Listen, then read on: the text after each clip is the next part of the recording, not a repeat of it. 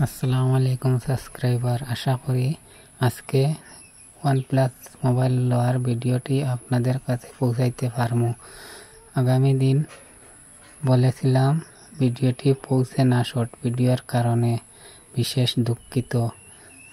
আপনারা ভালো থাকুন, সুস্থ থাকুন, আমাদের ভিডিওটি দেখতে থাকুন। এই বলে আমি আমার বক্তব্য শেষ করলাম।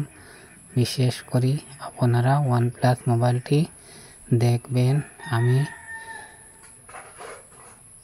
কিনেছি এটা মোবাইলের সাথে কি আছে সব দেখাইতে পারি আর না শর্ট ভিডিওর মধ্যে, যা পারি আর তা দেখাইমু।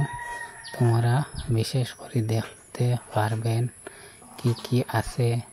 চার্জারটা বার করার সময় অবাদান না, ওটা সব খোলার পরে চার্জার আছে কিন্তু চার্জারটা দেখানি যান না।